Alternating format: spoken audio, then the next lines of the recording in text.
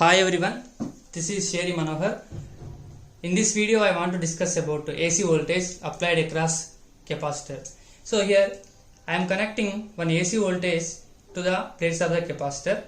So what is meant by capacitor? Capacitor is an energy storing element.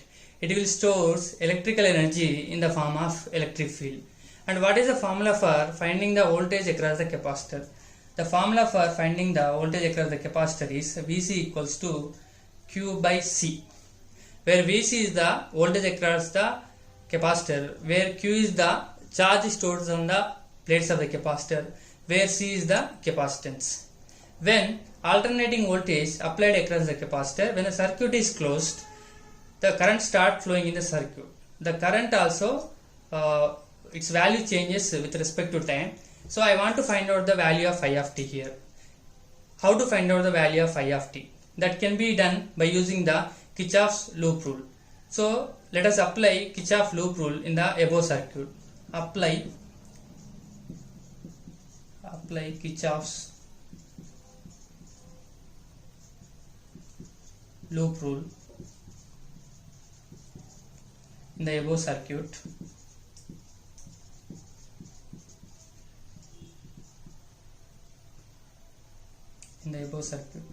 So here we have only two circuit elements. One is AC voltage source, one is capacitor. It will supply the electrical energy to the capacitor.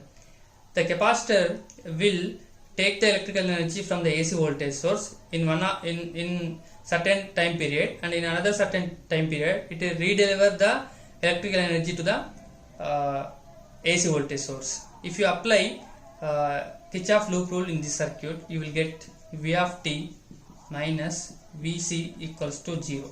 So here V of t is the instantaneous voltage of the AC voltage source, and Vc is the instantaneous voltage across the capacitor.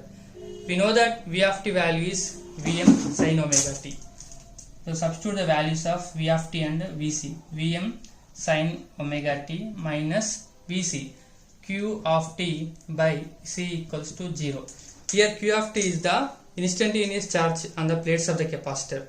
Then I want to find out the Q of t value from this equation. Then Q Vm sin omega t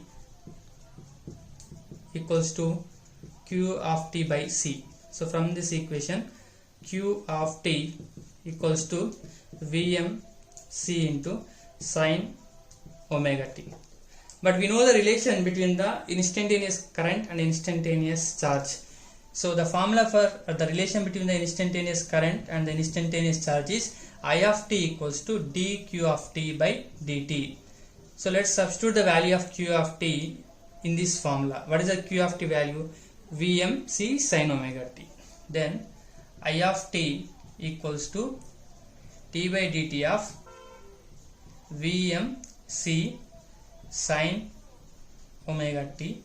So you can take Vm into c, because they are constant, you can take it out from the integration, differentiation. Then I of t equals to Vm c d by dt of sin omega t.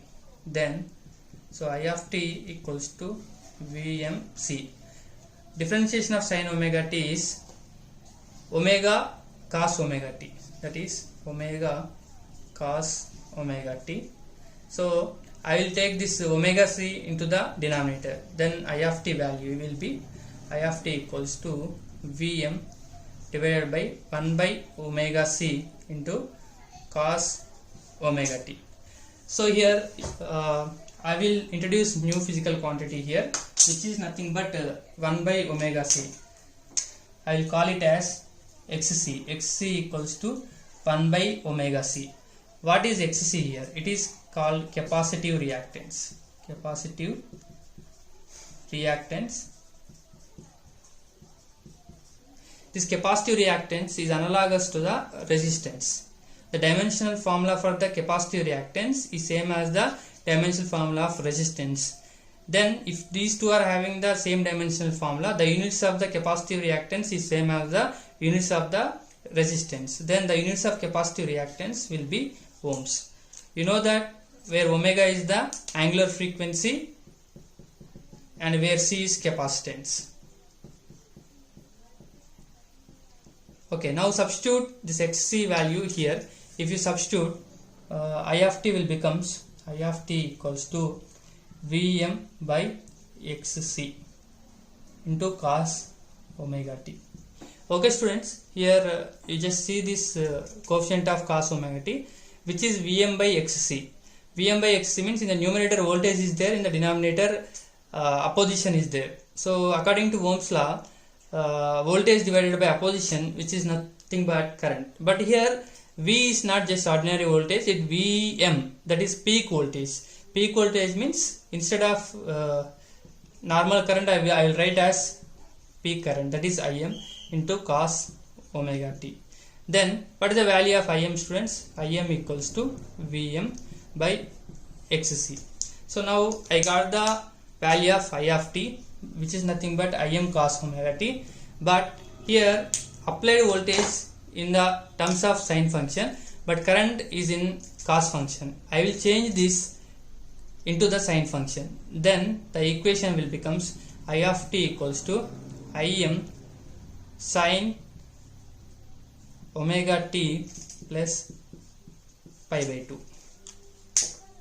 So this is the current flowing through the circuit when AC voltage is applied across the capacitor.